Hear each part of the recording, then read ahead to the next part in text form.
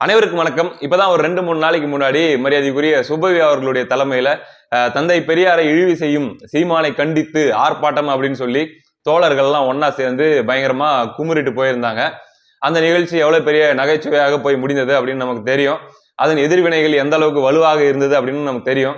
அதை பயங்கரமா அவங்க அவங்களுடைய கோபத்தை வெளிப்படுத்திட்டு போனாங்க அப்படின்னு எடுத்துக்கிறத விட அவங்களுடைய மன வேதனைகளை கூட்டமா சேர்ந்து அவங்களே ஷேர் பண்ணிக்கிட்டு அந்த இடத்துல அவங்களுடைய இப்படி ஒரு இளவு வீட்டுக்கு போறோம் அப்படின்னா ஒருத்தருடைய வருத்தத்தை ஒருத்தர் பகிர்ந்துப்போமோ அந்த மாதிரி கூட்டமா சேர்ந்து அவங்களுடைய வேதனைகள் எல்லாம் பகிர்ந்துக்கிட்டு மேடையில அழுது முடிச்சுட்டு போயிட்டாங்க அப்படின்ற மாதிரி தான் சொல்லப்படுது.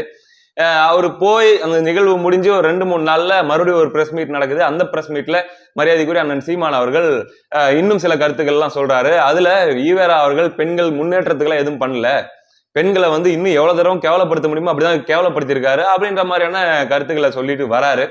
அதுல ஒரு குறிப்பிட்ட பகுதி இந்த ஒரு வார்த்தையை அவரு சொல்றாரு. அதுதான் மிகப்பெரிய சர்ச்சையாக வெடித்து கிளம்பி இருக்கிறது நேற்றிலிருந்து. பெண் உரிமையா? உனக்கு உடல் இச்சை வந்தா பெற்ற தாயோ மகளோ அக்காவோ தங்கச்சியோ அவர்களோட உறவை வச்சுக்கிட்டு சந்தோஷமா இருக்குன்னு சொன்னது பெண் உரிமையா?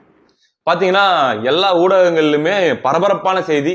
எல்லா தரப்பும், திமுக தரப்பாகட்டும், திக தரப்பாகட்டும், திராவிடர்கள் பெரியாரிஸ்டுகள் தரப்பாகட்டும், விசிக தரப்பாகட்டும் அப்படின்னு சொல்லி தாவேக்காவாகட்டும் எல்லாருமே கடுமையாக அண்ணன் சீமான் அவர்களை விமர்சிச்சுட்டு இருக்கிறாங்க. விடக்கூடாது, ஒண்ணு ஆதாரத்தை காட்டு, இல்லைன்னா மன்னிப்பு கேள், அப்படி எல்லாம் தூக்கி உள்ள வைங்க, இந்த தடவை எல்லாம் தயவுதாட்சனை பார்க்காதீங்க, என்னமோ இருந்தாலும் தயவுதாட்சனை பார்த்தா மாதிரி உள்ள வைங்க, அப்படிலாம் உள்ள வைக்கிறதுனால ஒன்னும் வளர்ந்துட மாட்டாரு, தைரியமா உள்ள வைங்க அப்படின்ற மாதிரியான பல்வேறு கருத்துக்கள் எல்லாம் வந்துட்டு இருக்குது.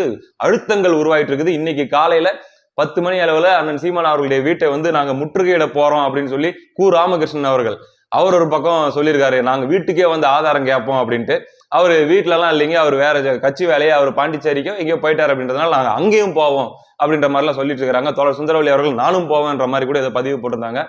போகட்டும், ஆதாரத்தை கேட்கட்டும், என்ன நடக்குது அப்படிங்கிறத நம்ம பார்ப்போம். அதுக்கு முன்னாடி இன்னைக்கு இவ்வளவு பெரிய சர்ச்சையா இருக்கிற இந்த ஒரு விஷயத்தை ஈவேரா அவர்கள் சொன்னதாக அண்ணன் சீமான் அவர்கள் தான் இப்பதான் முறையா சொல்றாரானா? இல்லைங்க, இதுக்கு முன்னாடியே பேசியிருக்காங்க. எங்கள் ஆடு மாடுகளைப் போல நாம் பழகிக்கொள்ள வேண்டும். ஆகவே அவர்கள் கற்பு என்று சொல்வதே தப்பு. எல்லோரும் எல்லாரோடும் எப்போதும் இருக்கலாம் என்று சொல்கிறார். இன்னும் கொஞ்சம் கோபமாக கொச்சையாக சொல்ல வேண்டும் என்றார். அவர் சொன்னதுதான், உனக்கு ஆசை வந்துவிட்டால், உனக்கு காமம் வந்துவிட்டால் உன் தாயிடம் கூட நீ படுத்துக் கொள்ளலாம் என்று எல்லாம் சொல்லியிருக்கிறார். எப்படி ஐயா அவர் பெண் விடுதலைக்கு பேசினார் என்று நாம் ஒத்துக்கொள்ள முடியும்? ஈவேரா அவர்கள் அப்படி சொன்னதற்கான ஆதாரம் எங்கே என்று கேட்பவர்கள்கிட்ட முதல் கேள்வியாக இந்த தரப்புல எடுத்து வைக்கக்கூடிய கேள்வி என்னவா இருக்கு அப்படின்னா, ஈவேரா அவர்கள் சொன்னதுக்கான ஆதாரத்தை நாங்க காட்டுறதுக்கு முன்னாடி முதல்ல ஈவேரா அவர்கள் வாழ்ந்த நாட்கள் முழுக்க அவர் பேசின பேச்சுக்களையும் எழுதின எழுத்துக்களையும் நீங்க பொது வெளியில போட்டீங்களா? ஏன் அதை பொத்தி பாதுகாக்க வைக்கிறீங்க? அது இப்ப முழுக்க முழுக்க வீரமணி அவர்களுடைய கண்ட்ரோல்ல இருக்குது. அதுல எது வெளியே வரணும், எது வெளியே வரக்கூடாது, அல்லது எந்தெந்த வெர்ஷனை என்னென்ன மாதிரிலாம் நம்ம சொல்லணும் அப்படிங்கிறத அவங்க தான் முடிவு பண்ணி வெளியிடுறாங்க. அப்படி பார்த்தோம்னா இப்ப காந்தி அவர்களுடைய பேச்சுகள் எல்லாமே அரசுடைமை ஆக்கப்பட்டிருக்குது. அதே போல பாரதியார் அவர்களுடைய கவிதைகள் எல்லாமே பொதுவில் அப்படியே கொட்டி கிடக்குது. அதே போல அம்பேத்கர் அவர்கள் பேசினது, எழுதினது, முரண்பாடானது, விவாதிக்கக்கூடியது எல்லாமே பொதுவில் இருக்குது. ஏன் ஈவேரா அவர்கள் பேசியது மட்டும் இவர்களுடைய கட்டுப்பாட்டில் இருக்குது? அதுல எது வெளியே வரணும் வரக்கூடாதுன்னு அவங்க ஏன் முடிவு பண்றாங்க? இந்த ஒரு கேள்வியை நம்ம தான் எடுத்து வைக்கிறோமா? ஏங்க, கருணாநிதி அவர்கள் பேசி அவருடைய எழுதிய எழுத்துக்கள் கூட இப்ப பொதுவில் கொடுத்துட்டாங்க. அப்படின்னும் போது ஏன் இவங்க இப்படி கட்டுப்படுத்தி வைக்கிறாங்கன்ற ஒரு கேள்வி நம்ம கேட்கறோமானா? நம்ம கேட்கலைங்க. நம்ம மட்டும் கேட்கல, மரியாதைக்குரிய கொளத்தூர் மணி அவர்கள், அவர் ஒரு தீவிர பெரியாரிஸ்ட், பெரியாரிய தோழர்களோட இருக்கக்கூடியவர்கள், தீக்காவுல அவங்களுடைய அந்த குடும்பத்தில் ஒருவர் தான் அவரு. அவர் பேசியிருக்காருங்க. வீரமணி என்ன பண்ணுவாரு அப்படின்னா, அவர் பெரியாருடைய கருத்துக்கள், பெரியாருடைய எழுத்துக்கள், பேச்சுகள் எல்லாத்தையும் பொதுவில் கொடுத்துட மாட்டாரு, நமக்கு கொடுத்துட மாட்டாரு. அவர் எல்லாத்தையும் வச்சுப்பாரு. அவர் பெரியார் இப்படி சொல்லியிருக்காருன்னு சொல்றதை நம்ம கேட்டுக்கணும் அப்படின்னு சொல்லி கொளத்தூர் மணி அவர்கள் பேசியிருக்காரு. பெரியாரை பற்றி உரையாசிரியர்கள் பேசுவதை தான் நாம் கேட்டுக்கொண்டிருக்கிறோம். வீரமணி பெரியார் எல்லாம் பேசுவார், புத்தகத்தை படிச்சுக்குவோம். பெரியார் என்ன சொன்னாருங்க? புத்தகத்தெல்லாம் காட்ட மாட்டேன், இது ரகசியமா வச்சிருப்போம், எங்களுக்குள்ள இருக்கு, நீ நான் சொல்றதை கேட்டுக்க. அதை மானமிகு ஆசிரியர் வீரமணி அவர்கள் ரகசியமாக வைத்திருக்கிறார். ரகசியமாக ஏங்க வச்சிருக்கணும்? ரகசியமாக வச்சிருக்காருன்னு சொல்லிதான் கொளத்தூர் மணி அவர்கள் சொல்றாரு. என்ன ரகசியம்? அப்போ இந்த இடத்துல இயல்பா வரக்கூடிய கேள்வி என்ன அப்படின்னா, என்ன காரணத்திற்காக அதை வெளிப்படையாக அவங்க மக்களுக்கு எல்லாருமே எல்லா கருத்துக்களையும் அவருடைய எல்லா எழுத்துக்களையும் பார்த்து தெரிஞ்சு விவாதிங்கன்னு சொல்லி விடுறதுக்கு திராவிடர் கழகத்துக்கு என்ன தயக்கம்? அச்சப்படுகிறீர்களா? பெரியாருடைய அந்த பிம்பம் உடைஞ்சிரும் அப்படின்ட்டு மக்கள் மத்தியில இமேஜ்னு ஒண்ணு இல்லை. ஆக்சுவலி பெரியாருன்னு போய் கேட்டா இங்க யாருக்கும் தெரியாது. அந்த சில கருஞ்சட்டை தோழர்களை தவிர வேற யாரும் பெரியாருன்ற ஒரு ஐக்கான் வந்து இவங்க ஊடகங்கள்ல மட்டுமே காட்டக்கூடிய ஒரு பிம்பம். இப்போ ஒரு எம்ஜிஆர் இருக்காரு அப்படின்னா ஒரு எம்ஜிஆரை பத்தி நீங்க போயிட்டு தப்பா பேசிட்டீங்க அப்படின்னா அது உண்மையிலேயே மக்கள் மத்தியில ஒரு பெரிய கோபமாக மாறும். இன்னும் பல தலைவர்கள் அந்த மாதிரி இருக்காங்க. இப்ப நம்முடைய மேதகு தலைவர் இருக்காருன்னா அவரை பத்தி பேசினா அது மக்கள் மத்தியில கோபமா மாறும். ஆனா ஈவேரா அவர்கள் அப்படிங்கிறது பாத்தீங்கன்னா இவர்களுடைய ப்ராப்பர்ட்டி. இவங்க வந்து அது ஒரு பெரிய வந்து இந்த மண்ணே வந்து ஈவேரா அவர்களுடைய மண்ணு. இங்க இருக்கிற மக்கள் எல்லாருமே வந்து ஈவேராவுடைய கொள்கைகளை பின்பற்றதுனாலதான் வந்து இங்க தமிழ்நாட்டில் இருக்கிற மக்கள் ரொம்ப பெருந்தன்மையான மக்களா இருக்காங்க. மக்கள் பெருந்தன்மையானவர்களாக இருந்ததுனாலதான் மற்ற மாநிலங்களில் பேச முடியாத, பேச துணிவில்லாத, மற்ற மாநிலங்களில் பேசியிருந்தா பெரிய பிரச்சனையாக இருக்கக்கூடிய கருத்துக்களை கூட தமிழ்நாட்டுல ஈவேரா அவர்களால் பேச முடிந்தது, அரசியல் செய்ய முடிந்தது. காரணம் என்னன்னா தமிழ்நாட்டு மக்கள், தமிழர்கள் எல்லா கருத்தையுமே மரியாதையோடு, அவங்களுக்கு பேசுறதுக்கான அனுமதியோடு, அவர்களுக்கான உரிமையோடு, பேச்சுரிமையை மதிக்கக்கூடியவர்களாக இருந்தார்கள்.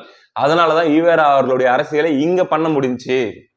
நிறைய பேர் சொல்றாங்க ஈவேரா அவர்கள் இருந்ததுனாலதான் தமிழ்நாடு இப்படி இருக்குது, இதே வந்து ஊபியோ பீகாரோ போய் பாருங்க எப்படி இருக்குதுன்ட்டு. நாங்க என்ன சொல்றோம் அப்படின்னா தமிழ்நாடு இப்படி இருக்கிறதுனாலதான் ஈவேரா அவர்களால தமிழ்நாட்டுல வந்து அவருக்கு மனசுல தோன்ற கருத்துக்கள் எல்லாம் பேச முடிஞ்சுச்சு. இதே அந்த மாதிரியான இடங்கள்ல போய் பேசியிருந்தாருன்னா அவர் எத்தனை நாளைக்கு பேசிட்டு இருந்திருப்பாருன்னு சொல்ல முடியாது அப்படின்றதுதான் மத்தவங்களுடைய வாதமா இருக்குது. அது ஒரு பிரமுக்க. இப்ப ஈவேரா இப்படி சொல்லிட்டாரா, சீமான் அவர்கள் இன்னைக்கு மேற்கோள் காட்டி சொன்ன இந்த வார்த்தையை வந்து ஈவேரா சொல்லிட்டாரா, ஆதாரம் காட்டு அப்படின்னா நம்முடைய முதல் கேள்வி, ஈவேரா பேசினது எல்லாத்தையும் பொதுவெளியில கொடு, எடுத்து பொதுவெளியில போடு, ஏன் மூடி மறைச்சு வச்சிருக்க? அப்படி நீங்க பொதுவெளியில போட தயங்குறீங்க, போட மறுக்கிறீங்க, அதுக்கு பின்னாடி ஏதோ ஒரு காரணம் இருக்குது, நீங்க உங்க இஷ்டத்துக்கு சென்சார் பண்ணி தான் போடுவீங்க அப்படின்னா அப்ப செவி வழியாக சொல்லப்படக்கூடிய செய்திகள், அவங்க கேட்டு வந்த செய்திகளை அவங்க பகிர்ந்தாங்க அப்படின்னா நீங்க எப்படி வந்து நீங்க ப்ரூவ் பண்ணுவீங்க? இப்போ ஒரு 75 வயது அல்லது 80 வயது இருக்கக்கூடிய ஒரு பெரியவர் வந்து வீடியோல பேசுறாரு, ஆமாங்க ஈவேரா அந்த மாதிரி சொன்னாருங்க அப்படின்னு சொல்லி அவர் கண்ணால் கண்டது போல அவர் பேசுகிறார், அவருக்கு சான்று இருக்குது அப்படின்னு அவர் சொல்றாரு. சொல்ல முடியாதுங்க. அவர் ஈவேரா பேசின நிகழ்ச்சியில் கூட அவர் கலந்துருக்கலாமே, சின்ன வயசுல அவர் காதால கூட கேட்டிருக்கலாமே. நீங்க தான் அவருடைய எழுத்துக்கள், பேச்சுகள் எல்லாத்தையும் வந்து ரகசியமா வச்சிருக்கிறீங்களாமே. அப்ப அவர் ஈவேராவுடைய பேச்சுகளை வந்து அவர் நேரடியா கூட கேட்டிருந்திருக்கலாம். அல்லது அவள் இளமையாக அவர் இருந்த காலகட்டங்கள்ல தீவிர ஈவேராவுடைய ஆதரவாளர்களாக இருந்தவங்க ஈவேரா அவர்களுடைய பேச்சை கேட்டவங்க அவர்கிட்ட பகிர்ந்திருக்கலாம். அதை வந்து இப்ப பொதுவெளியில வந்து இந்த மாதிரி பேசப்படலாம். எது ஒண்ணுமே இல்லையா இருக்கான்னு சொல்லி விவாதிக்கிறதுக்கு நீங்க எங்க முதல்ல அதுக்கான வாய்ப்பை உருவாக்கி வச்சிருக்கீங்க? அப்ப எப்படி இது கணக்கு? அதாவது பெரியார் சொல்லியிருக்காரு, தந்தை பெரியார் சொல்லியிருக்காருன்னு சொல்லி வீரமணி வகைராக்கள் பெரியாரிஸ்டுகள் ஏதாவது சொல்லுவாங்கல்ல, அதை வந்து நம்ம அப்படியே வெரிஃபை பண்ணாம கேட்டுக்கணும். அதை நம்ம பசங்க கூட ட்விட்டர்ல அப்பப்போ போடுவாங்க, எதையாவது எழுது கீழே என் பேரை போடு அப்படின்னு சொல்லி பெரியார் சொன்னாரு அப்படின்ட்டு. எதுக்காக அப்படி சொல்லுவாங்க அப்படின்னா ஆங்கில பொன்மொழிகள் அல்லது வந்து வெளிநாட்டில் இருக்கிற பொன்மொழிகள் யாரோ ஒருத்தர் பெரியார் பிறக்கிறதுக்கு சில நூற்றாண்டுகளுக்கு முன்னாடி சொல்லிட்டு போனது எல்லாத்தையும் பெரியாரா யோசிச்சு சொன்னாரு அப்படிங்கிற மாதிரி இவங்க வந்து போட்டுக்கிட்டு அவருடைய பிறந்த நாளுக்கெல்லாம் போஸ்டர் எல்லாம் பயங்கரமா போட்டுட்டு இருப்பாங்க. ஒரு 2-3 உதாரணம் பார்க்கணும் அப்படின்னா, எங்கே விழுந்தா என்று பார்க்காதே, நீ பார்க்க வேண்டியது எங்கே வழுக்கியது என்றுதான் பார்க்க வேண்டும் சொல்லி தந்தை பெரியார் அப்படின்னு சொல்லி போட்டுட்டு புதிய தலைமுறை நியூஸ்லாம் கூட போட்டிருந்தாங்க. ஆனா இது ஒரு வெளிநாட்டுக்காரரை யாரோ எப்பயோ சொன்னது, அது வந்து ஈவேரா அவர்களுக்கு முன்னாடியே சொல்லி வச்சுட்டு போயிட்டாங்க. Don't look at where you fall but where you slipped அப்படின்னு சொல்லி, அதாவது எங்க விழுந்தன்னு பார்க்காத எங்க வழுகுச்சின்னு பாரு அப்படிங்கிற அதே மீனிங் தான். அதே மாதிரிதான் அயோக்கியர்களின் கடைசி புகலிடம் தேசப்பற்று தந்தை பெரியார் அப்படின்னுவாங்க. ஆனா பாருங்க, patriotism is the last refuge of the scoundrel Samuel Johnson அப்படின்ட்டு. அப்படியாக இன்னும் நிறைய இருக்குதுங்க. பைபிள்ல வர்றது, குரான்ல வர்றது, இல்ல எங்கேயாச்சும் வேற ஏதாச்சும் லிட்டரேச்சர்ல வர்றது, எதையாச்சும் எடுத்து போட்டு கீழே தந்தை பெரியார் சொன்னாருன்னு அவங்க சொன்னா நம்ம கேட்டுக்கணும். ஆமாமா தந்தை பெரியார் சொன்னாரு அப்படின்னு சொல்லி கேட்டுக்கணும். ஆமாங்க அவரே தாங்க அதெல்லாம் கண்டுபிடிச்சது. சர்க்கார் படத்துடைய கதை எப்படி ஒரே நேரத்துல 2 பேருக்கு ஒரே மாதிரி தோணுச்சோ அந்த மாதிரி தாங்க இதுவும் அப்படின்ற மாதிரி நாங்க வந்து நம்பிக்கணும். ஆனா ஈவேரா இப்படி எல்லாம் பேசியிருக்காருங்கன்னு சொல்லி வேற சில தரப்புகள் எல்லாம் சொன்னாங்க அப்படின்னா அதை வந்து யாரும் நம்ப கூடாது. ஏன் அப்படின்னா அதோடைய காப்பிரைட் ஃபுல்லா வீரமணி அவர்கள் கிட்ட மட்டும்தான் இருக்கு. இங்க உறவு முறை குறித்த யார் யாருடன் உறவில் இருக்க வேண்டும், எது நல்ல உறவு, எது தவறான உறவு, எது தகாத உறவு அப்படிங்கிற இந்த ஒரு முறையை, இந்த ஒரு ஒழுக்க நெறியை அல்லது வந்து இந்த ஒரு வரைமுறையை நீங்கள் வந்து சரியான முறையில் போதிச்சிருக்கிறீங்களா? பெரியாரிஸ்டாக சொல்லக்கூடிய நீங்கள் போதிச்சிருக்கிறீங்களா? ஐயா வீரமணி அவர்கள் பேசின ஒரு பேச்சு, என்ஜாய்மெண்ட் வித்தவுட் ரெஸ்பான்சிபிலிட்டின்னு எங்க தலைவர் சொல்லியிருக்காரு. என்ஜாய்மெண்ட் வித்தவுட் ரெஸ்பான்சிபிலிட்டிங்கிற வார்த்தையை பயன்படுத்தினார் ஐயா இங்கிலீஷ்லேயே. கூடுதல் சொல்றது என்ஜாய்மெண்ட் வித்தவுட் ரெஸ்பான்சிபிலிட்டி. நான் மகிழ்ச்சி அடையினேன், அதுக்காக நான் தூக்கி பண்ண அவசியம் இல்லையா, அவன் போனா போயிட்டு போறான் அப்படின்னு நினைப்பாரு. அந்த உணர்ச்சி பூர்வம். என்ஜாய்மெண்ட் வித்தவுட் ரெஸ்பான்சிபிலிட்டினா என்னங்க? அதாவது எந்த கடமை உணர்ச்சி, பொறுப்புணர்ச்சி அப்படின்ட்டு ஒரு குற்ற உணர்ச்சி அப்படின்னு எதுவுமே இருக்க தேவையில்ல. என்ஜாய் பண்ணிட்டு போயிட்டே இருக்கணும், இதுதான் வந்து லைஃப் அப்படின்ற மாதிரி சொல்றாரு ஈவேரா சொல்றாருன்னு சொல்லி வீரமணி அவர்கள் சொல்றாரு. அதுக்கு என்ன அர்த்தம்? அவங்க வெளியிருந்து உங்க மேல விமர்சனம் வைக்கிறாங்க அப்படின்னு நீங்க இவ்வளவு கோவப்படுறீங்க. உங்களுடைய சக பெரியாரிஸ்டாக இருக்கக்கூடிய தமிழச்சி அவர்கள், பிரான்ஸ் தமிழச்சி, காதல் என்பது ஒன்றுதான். அதுல என்ன கள்ளக்காதல் நல்ல காதல் காதல். அப்படியானால் இது என்ன? திருமணம் கடந்த உறவு. திருமணம் கடந்த உறவை பத்தி பேசாருல்ல. காதலில் என்ன நல்ல காதல் கள்ளக்காதல் நல்ல காதல்? முள்ள மாதிரி நீ என்ன காதல் நான் பண்ணிருக்க அதை பேசுறான் நானு. இங்க தானே உட்காந்துக்கிறேன், தமிழ்நாட்டில் தானே உட்காந்துக்கிறேன். ஆம்பளை தாண்ட மீச யாரா மீச மாதிரி சுட்டி வச்சு உட்காந்துக்கிறேன். பேசுடா, தமிழ்நாட்டில் தானே வந்து உட்காந்துக்கிறேன். நாளை கருப்பு சாட்டை தான் மாட்டிட்டு இருக்கேன். பேசுடா, திருமண உறவு குறித்து வா, ஒரு விவாதத்தை உருவாக்கு. தமிழ்நாடு அரசு பாடத்திட்டத்துக்கு ஒரு தேர்ந்தெடுக்க தகுதி உனக்கு இருக்குதான் நான் கேட்கிறேன். திருமணம் கடந்த உறவு ஆதரவாளர் நிக்கிற நீ அதை ஒரு பாடத்திட்ட சேர்த்து சேரு. தமிழ்நாட்டு மக்கள் உன்னை கொண்டாடுறாங்களா, தூக்கப்பட்டு மிதிக்காங்களான்னு பார்ப்போம். மிக கடுமையான குற்றச்சாட்டுகளை உங்க மீது வைக்கிறாங்க. மிக மிக கடுமையான குற்றச்சாட்டுகள். யாரு மேல? ஐயா சுபவி முதற்கொண்டு எல்லார் மேலேயும் தான் வைக்கிறாங்க. அந்த கும்பல் மேலேயே வைக்கிறாங்க. அவங்க வந்து ஒரு குழுவுக்கு ஆதரவாக இருக்கிறாங்க. அவர்களுடைய தவறுகளை மூடி மறைக்கிறாங்க.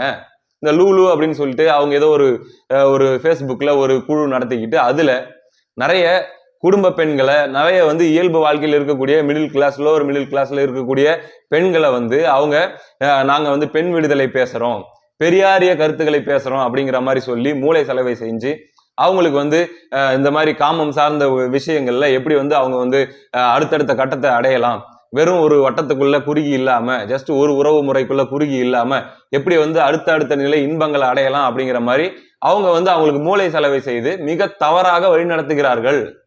அது போல வந்து பாத்தீங்கன்னா இன்னும் சொல்ல போனா அவங்க வீடியோக்கள்லாம் கூட வெளியிடுறாங்க. அதை நம்மளால இப்ப பொது வெளியில போட்டு காட்ட முடியாது. அந்த வீடியோக்கள்ல அந்த லூலு குழுவில் இருக்கக்கூடியவர்கள், அதில் இணைந்தவர்கள்லாம் வட்டமா உட்காந்து பேசிட்டு இருக்கிற மாதிரியான ஒரு காணொலி. அதுல வந்து அவங்க மது அருந்திட்டு பேசிட்டு இருக்கிறாங்க.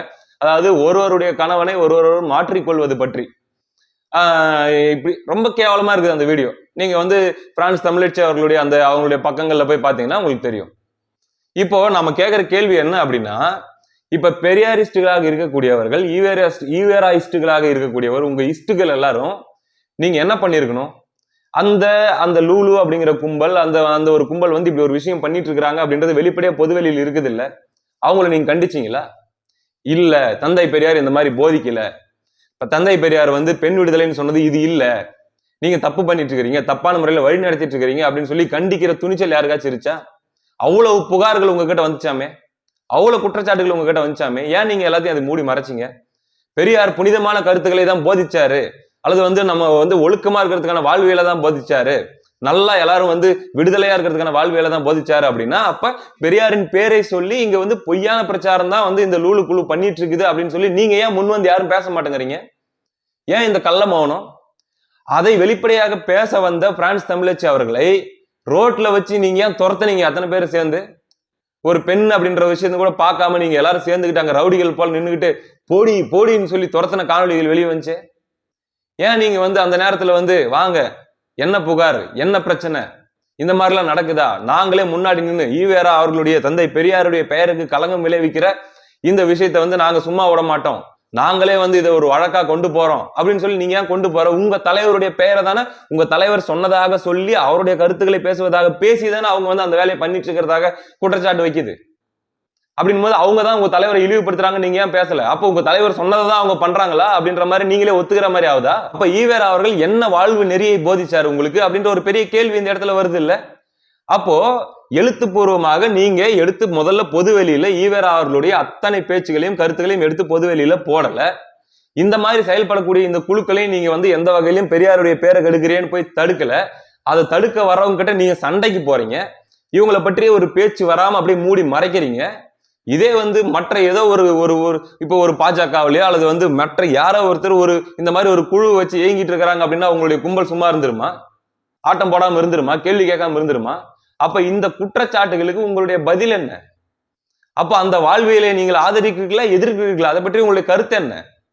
அல்லது அவர்களுடைய தனிப்பட்ட விருப்பம்னு சொல்றீங்களா?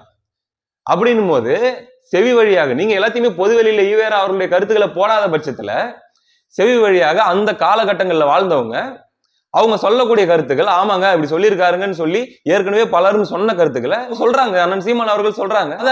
ஆதாரத்தை காட்டுன்னா நீ முதல்ல ஈவேரா பேசுனது எல்லாத்தையும் காட்டு, புத்தகத்தை எடுத்து போடு, எல்லாத்தையும் பொதுவெளியில வை, அரசுடைமையாக்கு. ஏன் ஆக்காம வச்சிருக்கிறீங்க? குளத்தூர் மணியே கேட்கிறாரு இல்ல? அப்படின்னும் போது இந்த பேச்சு, இந்த கருத்து பெண்களை பற்றி அல்லது வந்து காமம் கொள்வதை பற்றி, உறவு முறை பற்றி, யார் யாரோடு வந்து உறவுல இருக்கலாம், யார் எத்தனை பேரோட உறவுல இருக்கலாம், இந்த மாதிரியான விஷயங்களை பற்றி, ஒழுக்க நெறி பற்றி ஈவேரா அவர்கள் பேசிய அத்தனையுமே பொது உடைமையாக்குங்க, பொதுவுல வைங்க, விவாதிப்போம்.